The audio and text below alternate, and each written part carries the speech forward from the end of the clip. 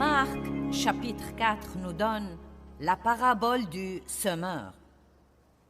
Et il y a vraiment beaucoup de leçons dans cette parabole. Je n'ai pas pris le temps de lire tous les versets, mais aujourd'hui, je veux prendre un peu plus de temps là-dessus pour m'assurer de ce que nous comprenions parfaitement la puissance de ce qui est dit. À partir du verset 3, il dit « Faites attention à ça. » Voilà. Donc, il dit essentiellement « Faites attention. » Je me prépare à dire quelque chose d'important. Faites attention. Le semeur est sorti pour semer. Et nous savons que le semeur est le Saint-Esprit qui prêche la parole de Dieu. Et comme vous continuez à lire le chapitre 4, il n'arrête pas de dire « du grain du même genre, du grain du même genre », tomber dans différents genres de cœur. Alors même que je parle ici aujourd'hui, le Saint-Esprit utilise ma bouche pour semer la parole de Dieu dans vos vies.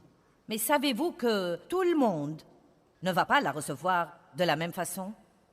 Certains comprendront ce qui est dit. Vous rentrerez à la maison et vous serez radicalement changé. Vous mettrez certains de ces principes en pratique dans votre vie. Vous étudierez plus, vous vous mettrez à travailler. Vous direz « je ne veux pas me contenter de moins que du mieux ». Et j'aimerais croire que tout le monde ferait ça. Mais je sais d'après mon expérience, car je fais ça depuis longtemps, il se peut qu'il y ait certains qui reviendront dans une année ou peut-être 2 ans, si je suis de nouveau à Dallas, et il se peut que vous ayez toujours exactement les mêmes gâchis que vous avez maintenant, car bien que vous ayez entendu, vous n'avez pas vraiment entendu. Jésus a dit, il y a des gens qui ont des oreilles, mais ils n'entendent pas, et des yeux, mais ils ne voient pas. Quel genre de cœur avons-nous? Nos cœurs sont-ils prêts à écouter la parole de Dieu? Ou sommes-nous comme la première personne sur laquelle du grain est tombé?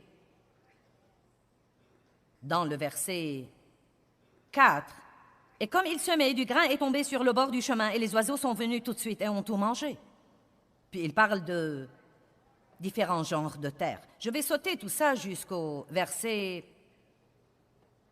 13, et ensuite je vais lire le reste de ça, là où Jésus l'explique à tous ses disciples. D'abord, il leur raconte la parabole. Ensuite, il leur explique exactement ce que la parabole veut dire. Marc 4, 13, et il leur dit, « Vous ne comprenez pas cette parabole. Comment donc discernerez-vous et comprendrez-vous toutes les paraboles? » J'ai lu ça je ne sais combien de fois dans ma vie et je n'ai jamais vraiment compris l'importance de ce verset. Il dit, « Si vous ne comprenez pas cette parabole, vous ne comprendrez pas le reste des paraboles. » Donc, j'ai pris du temps pour étudier quelques-unes des autres paraboles de la Bible. Et en effet, chacune de ces paraboles présente un de 2 principes différents, principes importants que nous devons comprendre si nous voulons avoir la victoire. Jésus enseigne dans ces paraboles de différentes façons, mais toutes finissent essentiellement par dire plutôt la même chose. Et donc il dit, vous devez comprendre cette parabole, car si vous ne la comprenez pas, vous ne comprendrez pas le reste. Donc je crois que c'est important que nous la comprenions. Donc verset 14, le semeur sème la parole. Ceux qui sont au bord du chemin ont la parole semée dans leur cœur, mais quand ils entendent, Satan vient aussitôt par la force leur enlever le message qui a été semé en eux. J'ai donné quelques petits exemples jeudi soir quand nous avons commencé sur ce genre de terre, et je vais juste me répéter maintenant. Mettons que vous soyez assis ici et que vous entendiez cette parole, et que le moyen d'en profiter, c'est de rentrer chez vous après cette réunion et de continuer à étudier sur le même sujet pendant toute la semaine d'après. Surtout s'il y a là des traits qui se rapportent à votre personnalité. Ainsi donc, vous devez prendre des notes sur ce plan et rentrer chez vous et dire « je vais étudier ça pour moi ». Vous devez penser à ce que vous avez entendu ici. Si vous pouvez trouver quelqu'un qui vous écoute et qui vous laisse lui raconter ce que vous avez entendu, vous devez lui dire « Oh, la conférence était bonne, j'ai appris ceci et cela, j'ai appris ceci et cela. » Mais malheureusement, la plupart de nous, 2 heures après la fin de la conférence, quelqu'un nous demande ce que nous avons entendu et nous l'avons déjà oublié. Et c'est parce que nous ne le méditons pas et nous ne le laissons pas devenir une partie de nos vies. Verset 24 dit « Faites attention à ce que vous entendez, car la mesure de pensée et d'étude que vous donnez à la vérité que vous entendez sera la mesure de vertu et de connaissance qui vous reviendra de nouveau, et il vous sera donné plus encore. » Donc, je vous nourris de la parole à la petite cuillère. Mais elle ne deviendra une réalité dans votre vie, à moins que vous ne la preniez au-dedans de vous pour la méditer et y penser et l'étudier un peu plus. Vous savez quel est le vrai problème? Dieu ne laissera personne d'autre faire le tout à votre place. C'est pourquoi ça ne suffit pas d'aller à l'église toutes les semaines, parce que si tout ce que vous faites, c'est de vous asseoir là et de laisser quelqu'un d'autre vous prêcher, et que vous n'allez jamais au-delà de ça, vous entendrez beaucoup, mais vous n'apprendrez pas beaucoup. Combien d'entre vous comprennent que vous devez étudier? Je suis contente si vous regardez mon programme tous les matins à la télé, mais vous devez faire plus que ça. Si vous aviez deux choix, me regarder ou étudier la parole vous-même, je vous dirais d'étudier la parole vous-même. Je ne veux pas ficher en l'air mon programme, mais vous savez, je suis là pour vous mener à Dieu. Et donc, je dois vous dire que rien ne remplace votre temps personnel avec Dieu. Et ce que vous entendez ici, rentrez à la maison et priez là-dessus. Ne pensez même pas, oui, Dieu soit loué, je vais rentrer à la maison et je vais faire ceci, je vais faire cela et autre chose. Non, la première chose que vous devez faire, c'est de rentrer à la maison et de dire, bon sang Seigneur, j'ai entendu des choses qui sont importantes ce week-end, des choses qui m'ont touché le cœur, et je veux mettre ces choses en pratique dans ma vie de chaque jour, mais je ne peux pas faire ça sans toi. Dieu, j'ai besoin de toi. Fais que ça marche dans ma vie. Ne remplacez pas votre relation avec Dieu par les personnes. Faites passer Dieu toujours avant tout dans votre vie. Bien, revenons à la parabole. Donc, comment est-ce que Satan vole la parole? Eh bien, vous partez d'ici, vous ne la méditez pas. Vous sortez dans le parking. Vous vous vexez de quelque chose. Vous allez à la table des ressources. La queue est trop longue. Vous êtes énervé, vous ne voulez pas attendre. Nous faisons peut-être une erreur et nous vous rendons la monnaie qu'il ne faut pas. Cela vous exaspère, vous vous énervez à cause de cela. Vous rentrez à la maison, vos enfants n'ont pas fait ce que vous leur aviez dit de faire, donc vous vous mettez en colère. Et vous savez quoi? Satan vous a volé vos grains. Donc tout mon travail et tout votre temps ont été inutiles parce que ça ne va pas être suffisant de vous asseoir simplement dans le bâtiment. Et je crois vraiment que nous devons continuer à dire ça aux gens et à dire ça aux gens et à dire ça aux gens, car il paraît que nous croyons que je vais à l'église est en fait la réponse magique à tout. Mais ce n'est pas le cas. C'est l'endroit où vous communiez, où vous adorez, où vous apprenez, mais c'est uniquement pour vous montrer ce que vous devez faire quand vous rentrez à la maison.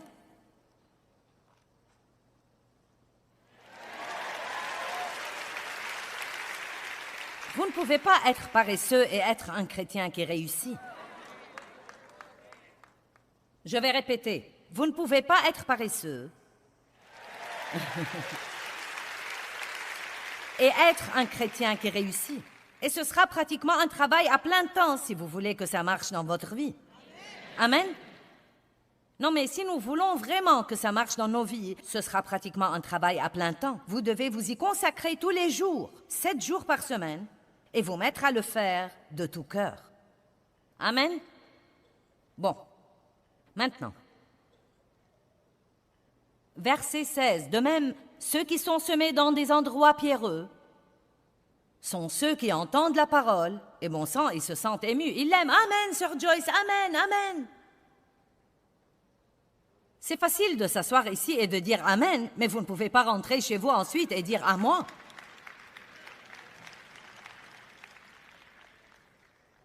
Et de même, ceux qui sont semés dans des endroits pierreux, bon sang, ils sont tout excités, ils reçoivent la parole, ils l'acceptent et ils l'accueillent. Amen, oui, amen. Mais ils n'ont pas en eux de vraies racines. Et ils ne sont que pour un temps. Et dès que survient une tribulation ou une persécution à cause de la parole, ils s'offensent immédiatement, ils deviennent mécontents, indignés, et ils trébuchent et tombent. Et ceux qui sont semés dans les épines sont ceux qui ont entendu la parole. Ils entendent la parole à l'Église. Mais par suite, les soucis et les inquiétudes du monde, les distractions du siècle, le plaisir, la jouissance et la fausse séduction et la tromperie des richesses et le désir irrésistible des autres convoitises se glissent et étouffent la parole de Dieu et la rendent stérile, infructueuse. Vous savez quoi? C'est une ambiance agréable ici. Je pensais à quel point c'est génial d'être dans un endroit comme ça. j'aime, vous savez, à dire vrai, j'aime mes réunions. Je les aime vraiment. Non, mais je les aime vraiment. Vous savez, c'est si merveilleux pendant l'adoration. Je m'assieds là et je vous observe. Le beau monde adorant Dieu et je pense, mince alors, c'est vraiment... Quelle ambiance géniale. Eh bien, vous savez quoi? Nous ne vivons pas dans une ambiance comme ça. Nous vivons dans le monde avec beaucoup de gens grossiers, désagréables, impatients. Nous avons des problèmes dans nos vies, nous avons des besoins, nous avons des gens dans nos vies qui sont vraiment difficiles à vivre. Il y a toutes sortes d'attractions du monde et parfois j'ai l'impression que le monde ressemble à un aimant qui essaye de nous éloigner de notre relation avec Dieu et de nous prendre dans le royaume des ténèbres. Donc, vous devez comprendre que vous devez lutter contre cela, vous devez y résister. Vous devez comprendre que nous sommes dans le monde, mais pas du monde. Et je sais que nous pensons parfois, « Eh bien, j'aimerais bien que Dieu me prenne du monde. » Eh bien, il ne va pas faire ça parce qu'il a besoin de vous dans le monde. J'ai remarqué, je crois que c'est dans Jean 17, que Jésus dit, « Comme le Père m'a envoyé dans le monde, moi aussi je vous envoie. » S'il n'avait pas un but pour nous ici, à l'instant où nous recevons Christ, nous serions téléportés d'ici et nous irions vivre avec Dieu. Mais il nous remplit de son esprit et il nous laisse exprès dans cet endroit pas si agréable appelé le monde. Il le fait exprès, car devinez quoi? Nous sommes la lumière du monde. Peut-être que vous êtes le seul espoir que votre voisin aura jamais de voir le Christ. Bonjour. Peut-être que vous êtes le seul espoir que vos collègues auront jamais de savoir comment est Dieu. Parce que vous êtes son représentant. En fait, il travaille par vous en essayant de réconcilier le monde avec lui-même. C'est pourquoi il est radicalement important que nous essayons d'amener tous les croyants à comprendre à quel point leur rôle est important. Arrêtez de prier Dieu de vous montrer quel est votre ministère. Votre ministère est de sortir dans le monde et de représenter le Christ.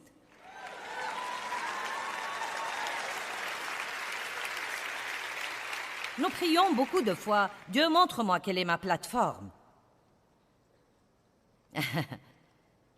Nous voulons être debout devant quelqu'un. Nous voulons faire quelque chose d'apparent et de grand. Eh bien, vous savez quoi? La plupart des gens, Dieu va les utiliser dans leur petit coin dans la vie, dans leur voisinage, dans leurs écoles, dans leur marché. Et ce n'est pas une chose sans importance.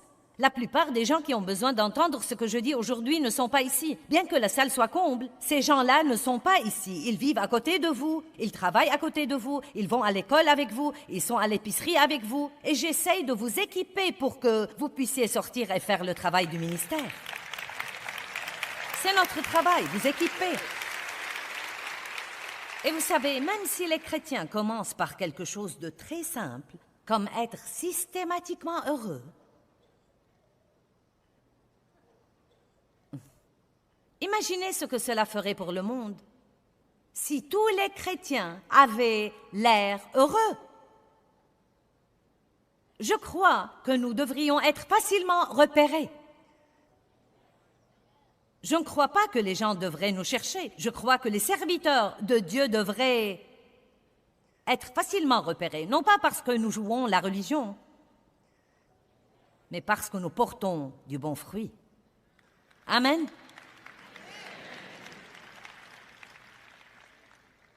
Verset 20, « Et ceux qui ont été semés dans la bonne terre, bien adaptés, même grain, Dieu est toujours le même, mais nous ne sommes pas toujours les mêmes.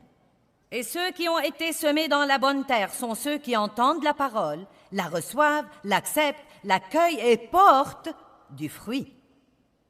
Et portent du fruit. Je suis contente que vous soyez venus ce soir, mais ne vous contentez pas de vous asseoir ici, sortez et portez du fruit. Mais même dans la bonne terre, et même chez ceux qui prennent la décision de porter du fruit, certains portent 30 fois autant de ce qui a été semé, et certains 60 fois autant de ce qui a été semé, et certains même 100 fois autant de ce qui a été semé. Je ne veux pas me contenter de moins que du mieux. Si quelqu'un peut avoir 100%, je vais essayer de l'avoir. Je ne vais pas me contenter de 30, je ne vais pas me contenter de 60 ou de 98 ou 99. Je vais essayer d'avoir le sang et je vais continuer à m'élancer vers ce but jusqu'à mon dernier souffle. Tous les jours de ma vie, je vais tâcher d'avoir le mieux que Dieu a pour moi. Qui de vous va se joindre à moi? Amen. Eh bien, vous dites, Joyce, qu'est-ce qu'il faut pour avoir le mieux? Eh bien, d'abord, nous devons éliminer les compromis de notre vie. Et le compromis veut dire en fait que vous savez bien ce qu'il faut faire, mais vous faites un peu moins. Juste un peu.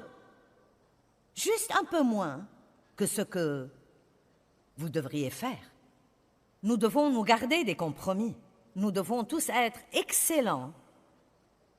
Et excellent veut dire que vous faites toujours le mieux que vous puissiez faire. Dans toutes les situations, en toutes choses, faites de votre mieux. Amen. Prenons maintenant l'exemple du travail. Si vous allez travailler, vous devez être un excellent employé. Si vous détestez l'endroit, votre patron et que vous détestez les gens, quittez. Si vous ne pouvez pas changer d'attitude, vous détestez l'endroit, trouvez donc un travail que vous aimez, quelque chose qui vous rend heureux. Mais peut-être que vous ne devez pas partir et vous devez avoir une meilleure attitude. Peut-être que vous devez remercier Dieu pour ce travail, car si vous le détestez autant, quelqu'un vous le prendra. Il se peut qu'il y ait quelqu'un qui sera content de l'avoir. N'arrivez pas là avec 5 minutes de retard tous les jours, arrivez là avec 5 minutes d'avance. N'arrivez pas à l'église en retard tous les dimanches, arrivez là tôt. N'y allez pas juste pour avoir votre bénédiction, allez pour être une bénédiction pour quelqu'un d'autre. Allez, nous devons faire un peu de changement.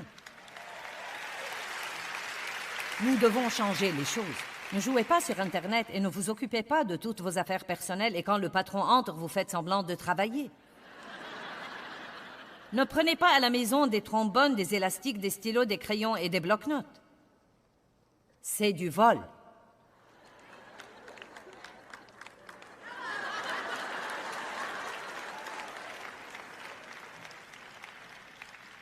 Eh bien, je paye la dîme tous les dimanches. Si vous êtes un voleur. Oh! Oh, je prêche bien aujourd'hui.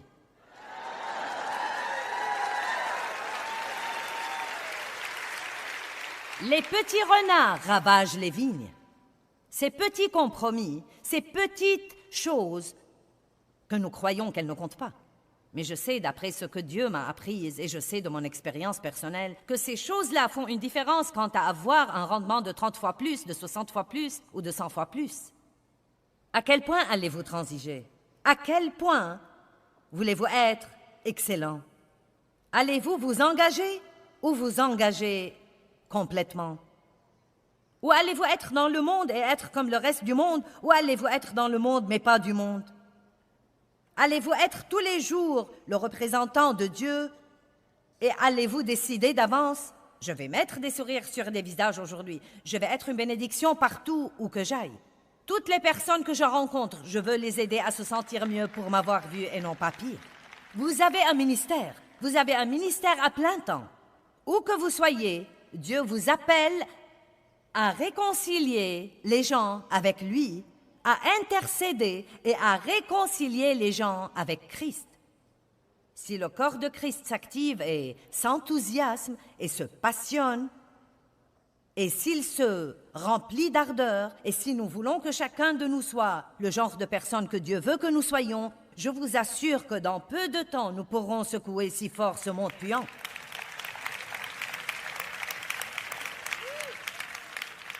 C'est vrai. Et j'aimerais bien amener tout le monde à faire ça. Mais je ne peux pas. Je dois vous dire, allez-vous faire quelque choix? Ceux qui me regardent à la télé, allez-vous faire quelque choix? S'il vous plaît, ne regardez pas mon programme pour voir ce que je porte aujourd'hui. Faites quelque choix au sujet de ce que vous allez faire de votre vie. Que pouvez-vous faire pour être une personne plus excellente? De quoi Dieu s'occupe-t-il chez vous? Arrêtez de lutter contre lui et d'argumenter avec lui et soumettez-vous et faites-le. Ne venons pas à l'église pour chanter « Je livre le tout », puis rentrer à la maison et piquer une crise à cause de quelque chose qui n'a même pas de sens. Je me rappelle avoir chanté ce cantique à côté de Dave à l'église. J'étais furieuse contre lui pendant que je chantais. Car nous nous étions querellés ce matin-là. Et je me rappelle que j'étais debout et que je chantais en regardant les mots « Je livre le tout, je me rends ». Et je me disais, combien d'entre vous savent que vous pouvez chanter des cantiques et avoir l'esprit ailleurs? Je me disais, s'il croit que je vais lui cuisiner quelque chose à manger aujourd'hui, il se trompe. Je livre le tout, je livre le tout.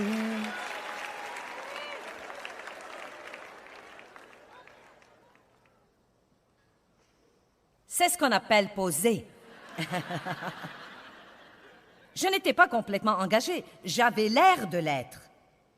Je m'habillais et j'allais à l'église, mais à l'intérieur, combien d'entre vous pourraient penser d'une façon un peu plus excellente? Combien d'entre vous pourraient peut-être changer leur façon de parler aux autres et être un peu plus excellents dans leur façon de parler? Allez, je vais vous avoir avant de quitter la ville aujourd'hui. Je crois que nous devrions toujours rechercher le mieux et ne pas nous contenter de moins que ça.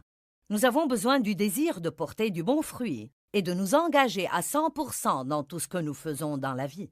Rappelez-vous que vous représentez le Christ et que vous reflétez le caractère de Dieu dans tout ce que vous faites. Laissez-moi vous poser une question. Avez-vous du mal à faire confiance à Dieu quand vous avez un problème? Avez-vous du mal à vraiment croire Dieu et à ne pas vous inquiéter et à ne pas vous vexer? Nous devons tous répondre par oui à cette question à certains moments de notre vie. C'est le cas ou c'était le cas. Et je crois qu'une des raisons est que nous ne connaissons pas le caractère de Dieu. Comment pourrons-nous manifester le caractère de Dieu si nous ne connaissons pas le caractère de Dieu? Par exemple, je sais que Dieu est un Dieu de justice. Et cela me réconforte vraiment, car quand quelqu'un me maltraite, je sais que Dieu me rendra toujours justice à la fin.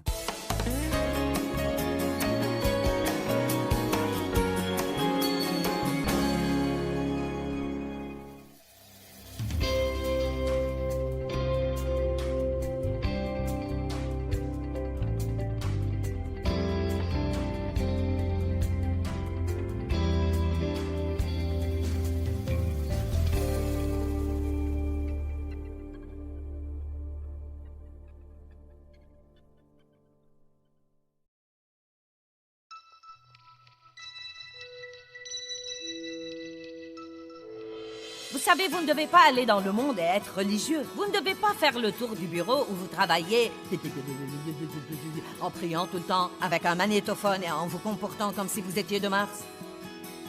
Je crois que s'il y a quelque chose que les croyants doivent apprendre à faire, ils doivent apprendre à...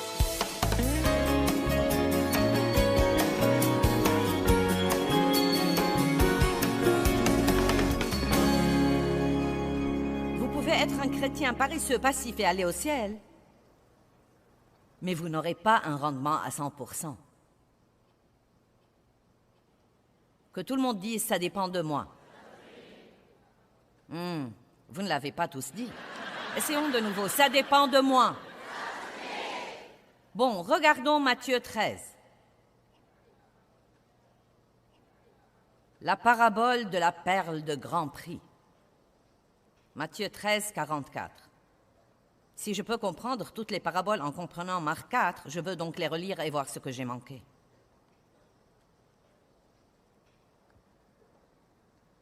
Le royaume des cieux est comparable à un trésor qui était caché dans un champ et qu'un homme a trouvé et a caché à nouveau. Et dans sa joie, il s'en va, met en vente tout ce qu'il a et il achète ce champ. Le royaume des cieux est encore comparable à un marchand qui cherchait des perles fines. Ayant trouvé une perle de grand prix, il s'en est allé vendre tout ce qu'il avait et il l'a achetée.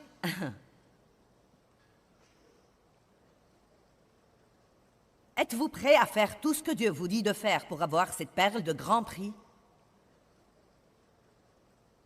Je ne sais pas, vous y réfléchissez. Ce mot « tout » nous effraie.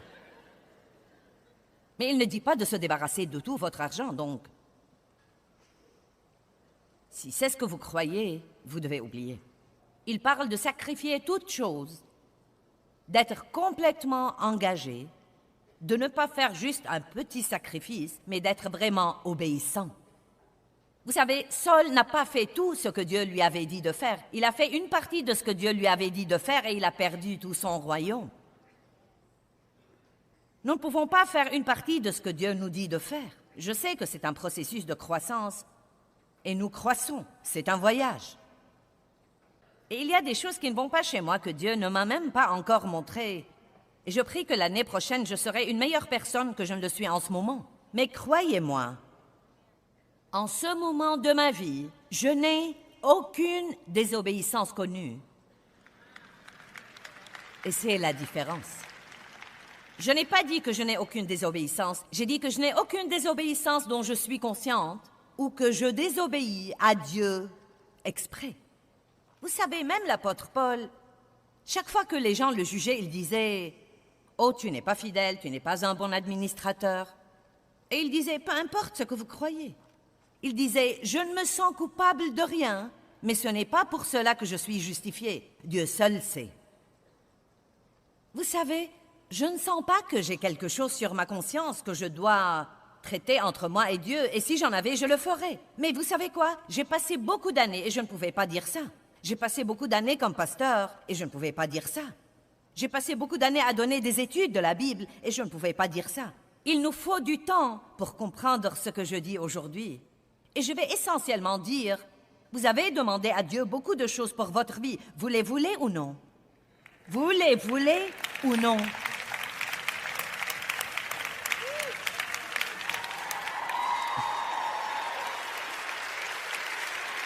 Je sais que certains d'entre vous pensent en ce moment, « Oh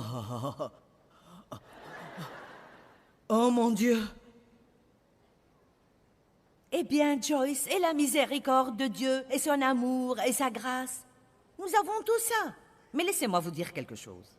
La grâce n'est pas la puissance de mener une vie relâchée et de demander à Dieu de la couvrir. La grâce est la puissance de vaincre le péché par la puissance du Saint-Esprit dans notre vie. Dieu justifie les pécheurs, mais il ne justifie jamais le péché. Et nous devons veiller à ne pas prendre la chose hors contexte. La grâce est la puissance du Saint-Esprit qui nous aide à faire ce que Dieu nous apprend à faire. Et si nous connaissons la parole, et si nous passons du temps avec Dieu, passons du temps avec Dieu, passons du temps avec Dieu, et si nous l'aimons, et si notre attitude est bonne, petit à petit, toutes les choses dont Dieu nous convainc, il nous aide à les surmonter. Il nous donne une pause pour nous reposer, puis il nous montre autre chose. Il nous donne une pause, puis il nous montre autre chose. Je ne sais pas ce que vous en pensez, mais je suis si contente de ne pas tout voir à la fois.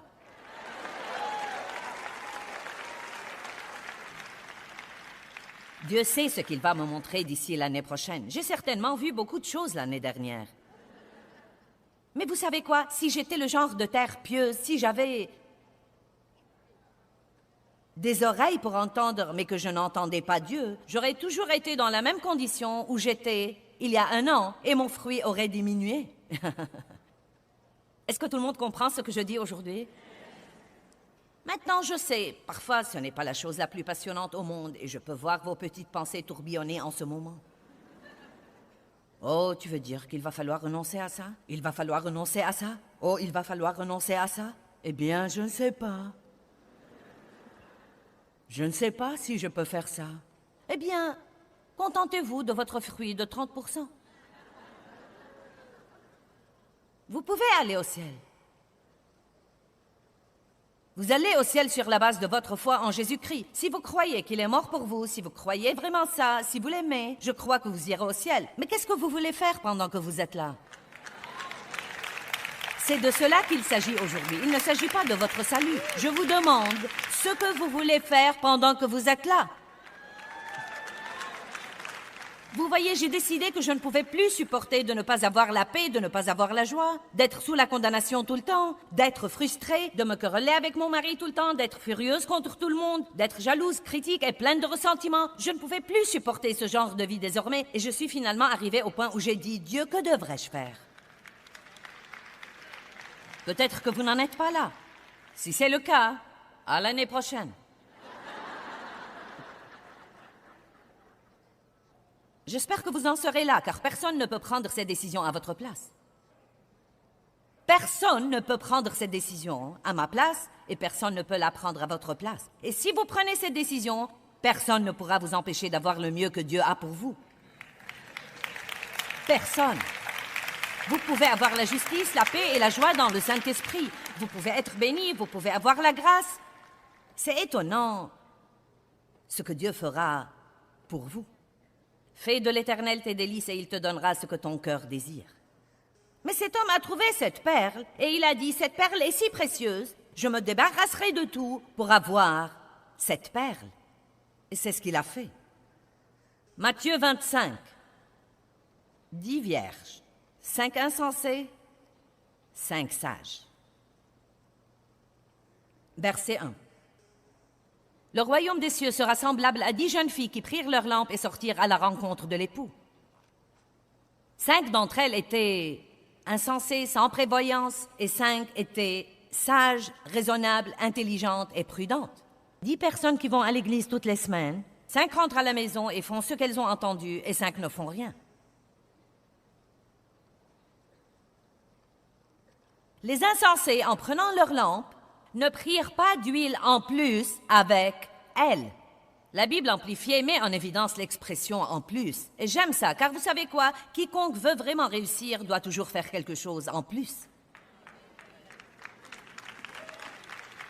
Vous ne pouvez pas faire à peine ce que vous devez faire pour vous débrouiller. Vous devez faire un plus. Mais les sages prirent avec elles de l'huile dans leurs flacons en plus de l'huile qui était dans leurs lampes. Or, comme l'époux tardait à venir, elles s'assoupirent toutes et s'endormirent. Mais au milieu de la nuit, un cri retentit. Voici l'époux sortait à sa rencontre. Alors toutes ces vierges se levèrent et apprêtèrent leurs lampes. Et les insensés dirent aux sages, « Donnez-nous de votre huile. » Allez, donnez-nous de votre huile. Peux-tu me dire où se trouve ce verset? Les gens qui ne jouent pas leur rôle, quand ils ont des ennuis, ils veulent toujours que quelqu'un d'autre leur arrange leur gâchis. Vous ne pouvez pas vous décider si vous êtes comme ça ou non.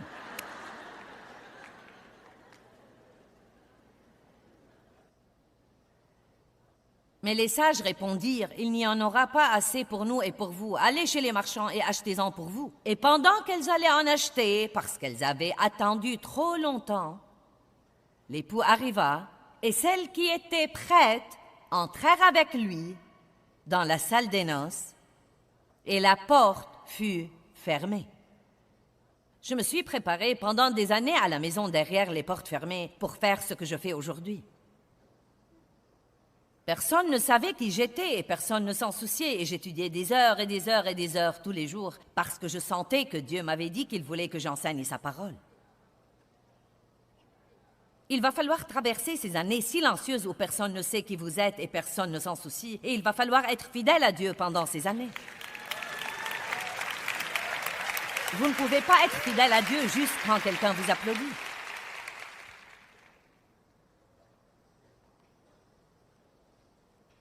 Plus tard, les autres vierges vinrent et dirent « Seigneur, Seigneur, ouvre-nous la porte !» Mais il répondit « En vérité, je vous le déclare, je ne vous connais pas. Je n'ai pas fait votre connaissance. » Et j'aime le verset 13. « Veillez donc, faites strictement attention, soyez prudents et actifs, car vous ne savez ni le jour ni l'heure où viendra le Fils de l'homme. » Vous savez, plusieurs s'intéressent à l'enseignement de la fin des temps. Et je n'y vois pas d'inconvénient, je n'ai pas de problème avec ça. Je n'enseigne pas ça car je ne me sens pas qualifiée pour ça. J'essaie donc de m'abstenir des choses pour lesquelles je ne me sens pas qualifiée. Mais je ne m'inquiète pas de la date du retour de Jésus, car en fait, je me sens prête pour sa venue. Je serai heureuse de m'en aller si son œuvre est achevée, et je serai heureuse de rester s'il veut toujours m'utiliser. Je dis juste, restons donc toujours prêts. Nous n'avons pas besoin de savoir le jour de sa venue pour nous préparer la veille. Nous devons vivre prêts. Amen. Soyez actifs, soyez prêts, soyez enthousiastes, soyez pleins d'ardeur. Restez dans le programme tout le temps. Ne soyez pas de ces chrétiens somnolents. Et tout à coup, quand vous aurez des ennuis, il vous faudra un camion rempli de chrétiens pour vous soutenir de nouveau. Oh. Tout le monde ici peut avoir plus de victoires dans sa vie si vous commencez à faire plus de ce que Dieu vous dit de faire. Bon, il y a quelqu'un qui a compris bien loin là en arrière. Eh bien, je suis contente de savoir qu'une personne a compris ça. Amen. Ensuite, la parabole du blé et de l'ivraie. Elle dit essentiellement que Dieu plante la bonne semence, qui est ses enfants, et il les appelle le blé. Mais ensuite, un ennemi vient semer une plante nuisible, qui est l'ivraie. Donc le blé et l'ivraie poussent ensemble. Les croyants et les incroyants sont côte à côte.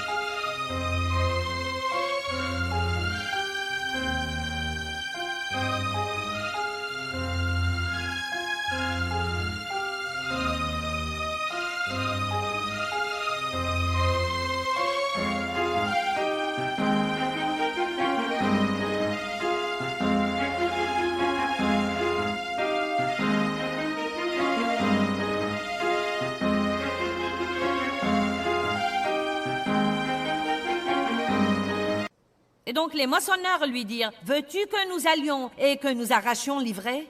Et il leur dit, « Non, laissez-les croître ensemble jusqu'au temps de la moisson. » Vous savez ce que cela me dit? Dieu ne va pas se débarrasser de tous les gens méchants dans le monde. Il veut que nous croissions ensemble. Vous savez pourquoi? Pour qu'éventuellement nous puissions influer sur eux. Mais voici ce que nous devons faire. Nous devons toujours faire un effort pour veiller à ce qu'ils n'influent pas sur nous. Amen.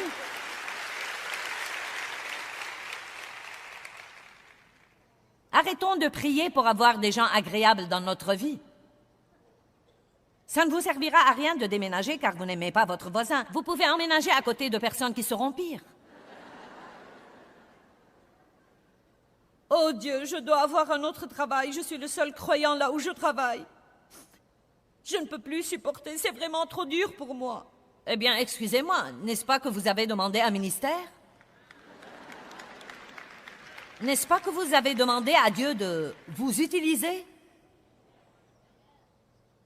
Donc, les deux choses que je comprends de cette parabole dans Marc 4 sont que nous sommes dans le monde, mais pas du monde. Nous devons veiller en tant que croyants à aller dans le monde, mais ne pas être influencés par le monde. Nous devons l'influencer. Il faut beaucoup de la parole pour vivre dans le monde et ne pas être influencé par lui. Vous le savez? Pour travailler dans les endroits où vous travaillez et entendre les trucs que vous entendez et voir certains des trucs que vous voyez. Non mais 45 minutes un dimanche matin à écouter quelqu'un d'autre ne va pas suffire. Il va falloir étudier et connaître Dieu et connaître la puissance de sa résurrection. Il va falloir savoir qui vous êtes en Christ et savoir quel est l'appel sur votre vie. Il va falloir comprendre la méchanceté et le mal qui sont dans le monde. Et vous feriez mieux de sortir tous les jours en étant prêt à être une lumière partout où que vous alliez. Quelqu'un comprend ce que je dis? Et non pas tomber du lit 10 minutes avant de devoir quitter la maison sans passer aucun moment avec Dieu. Monter en voiture, vous mettre en colère avant de sortir du lotissement. Détester tout le monde lorsque vous arrivez au travail. Entrer, être déprimé et murmurer et ronchonner. Mais avoir votre autocollant et votre broche de Jésus et votre magnétophone sur la tête.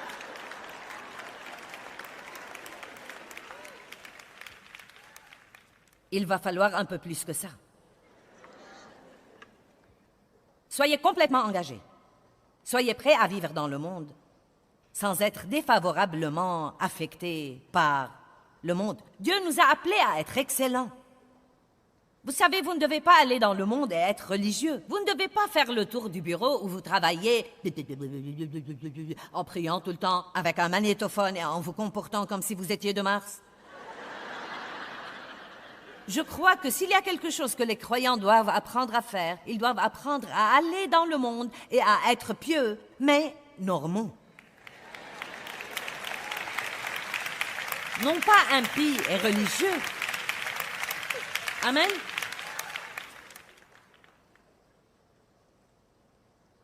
Oh! Oh! Aïe, aïe!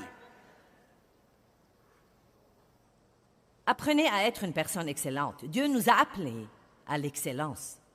Quelles mesures pourriez-vous prendre pour devenir une terre plus excellente? Pourriez-vous améliorer votre façon de penser? Vos paroles pourraient être plus excellentes? Pourriez-vous faire un peu plus pour les autres? Quels sont les traits de caractère de quelqu'un d'excellent? Eh bien, il tient parole coûte que coûte. Il s'efforce de garder une conscience sans reproche à l'égard de Dieu et des hommes. Il fait attention aux petites choses. Combien d'entre vous, après m'avoir écouté pendant quelques années, remettent maintenant leur chariot d'épicerie dans l'endroit réservé aux chariots? Je crois que c'est si drôle. Les gens me disent ça dans le monde entier. Et c'est une petite chose qui est tellement simple, mais je me rappelle le moment où Dieu me l'a enseigné. Je n'étais pas excellente. Je mettais du désordre pour que quelqu'un d'autre le répare. Et ce n'est pas l'excellence. Et si vous semez du grain excellent, vous moissonnerez une moisson excellente. Mais si vous continuez à mettre du désordre pour les autres, débrouillez-vous avec 10 ou 15% de fruits, mais ne vous attendez pas à avoir 100%. Je veux vous défier de dire à Dieu, « Dieu, je veux que tu commences à me convaincre chaque fois que je fais quelque chose qui n'est pas le mieux de ce que je pourrais faire. » Oh oh! Oh oh! Il y a un tumulte parmi les saints. Et plus que toute autre chose, être une personne excellente derrière les portes fermées à la maison. Ne le faites pas devant tout le monde pour impressionner quelqu'un. Vivez pour Dieu et non pas pour les gens. Parce qu'il peut tout voir, tout le temps. Que pouvons-nous faire pour être plus excellents? Quand on a demandé à Michel-Ange pourquoi il passait tellement de temps à faire la peinture sur un haut coin, sur le plafond de la chapelle Sixtine, puisque personne n'allait le voir de toute façon, il a dit « Dieu le verra ». Il n'y a pas très longtemps, nous roulions dans les montagnes. Et j'ai oublié maintenant où nous étions exactement. Nous étions sur le chemin du retour et nous sommes entrés dans un champ quelque part et j'ai vu cette belle fleur qui se tenait là toute seule, une très belle fleur. Et j'ai parlé avec le Seigneur et je lui ai dit, « Pourquoi fais-tu de si belles choses et tu les mets dans des endroits où personne ne les verra jamais? » J'ai entendu tout de suite dans mon esprit, « Moi, je les vois. »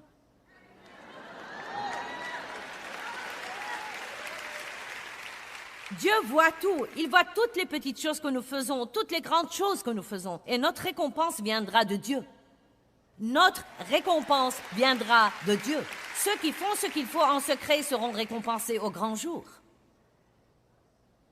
De petites choses comme ça.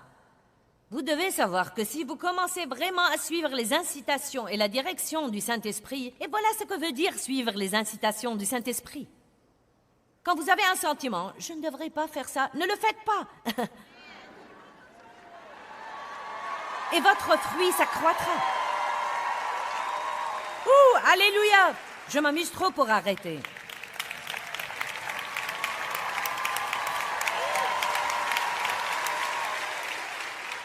Maintenant, je voudrais que nous regardions quelques versets dans Apocalypse avant de clôturer. Apocalypse 3, 1 à 3.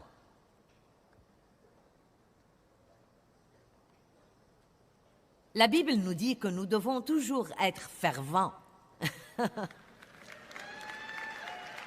Vous me dites, eh bien, je ne me sens pas très exalté. Eh bien, je ne me sens pas toujours exalté non plus, mais j'essaye de me remuer. Vous êtes dans la partie facile maintenant, je vous remue. Qui pourrait ne pas s'exalter ici? Vous devriez être presque mort pour ne pas vous exalter. Non, mais nous avons eu une merveilleuse adoration.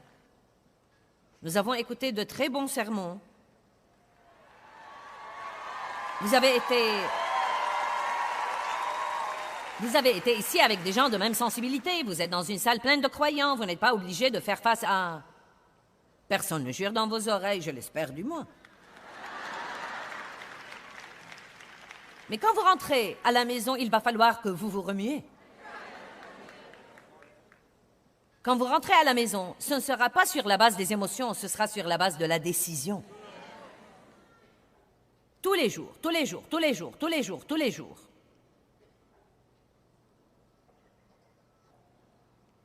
Et à l'ange, verset 1, et à l'ange, le messager de l'Assemblée, l'Église qui est à Sardes, écrit: Voici ce que dit celui qui a les 7 esprits de Dieu, les 7 caractéristiques du Saint-Esprit et les 7 étoiles. Je connais ton passé, je connais tes œuvres. Et je sais que tu passes pour être vivant, mais tu es mort en réalité. Remue-toi et sois vigilant. Affermis et revigore ce qui reste, qui est près de mourir, car aucune des choses que tu as faites, aucune de tes œuvres ne satisfait aux critères de mon Dieu.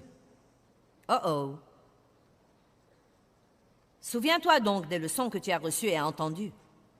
Garde-les présentes dans ton cœur et obéis-leur. Que tout le monde dise: une fois chez moi, je vais mettre en pratique ce qui a été prêché ce week-end.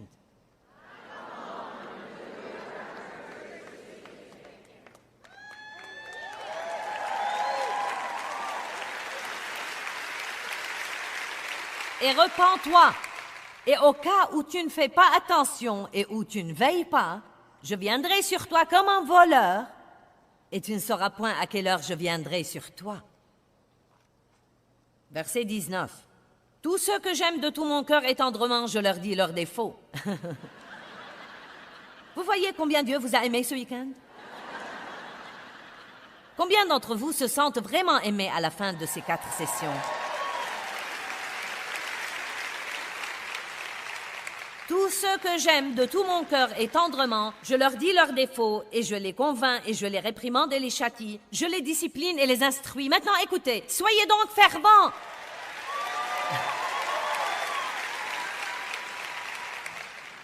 Soyez donc fervents, sois empressés, aie du zèle et repens-toi en changeant ta pensée et ton attitude.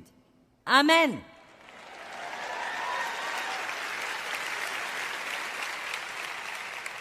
Soyons des croyants vivants, exaltés. Ne dites pas: je dois aller à l'église aujourd'hui. Ouh, c'est dimanche matin, nous avons l'occasion d'aller à l'église et d'être dans la salle avec d'autres croyants. Mince alors, je vais arriver là tôt. Je vais prier pour le pasteur ce matin pour que son message soit bon.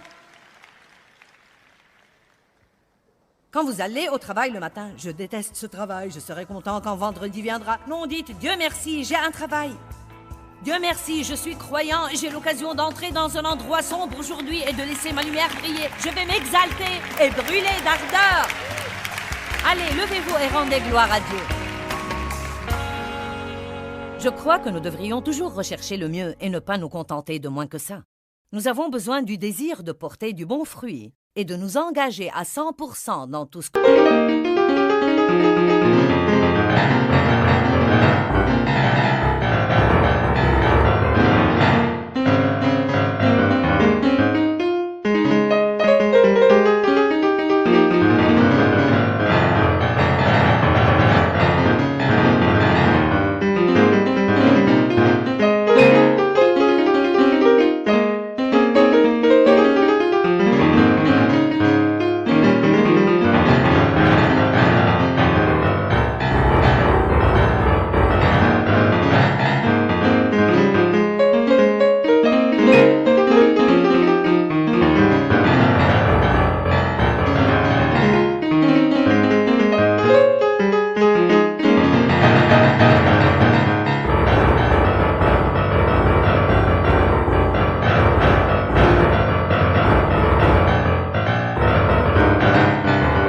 nous faisons dans la vie.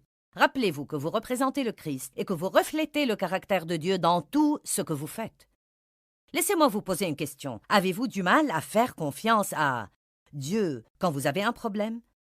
Avez-vous du mal à vraiment croire Dieu et à ne pas vous inquiéter et à ne pas vous vexer, nous devons tous répondre par oui à cette question à certains moments de notre vie. C'est le cas ou c'était le cas. Et je crois qu'une des raisons est que nous ne connaissons pas le caractère de Dieu. Comment pourrons-nous manifester le caractère de Dieu si nous ne connaissons pas le caractère de Dieu? Par exemple, je sais que Dieu est un Dieu de justice. Et cela me réconforte vraiment, car quand quelqu'un me maltraite, je sais que Dieu me rendra toujours justice à la fin.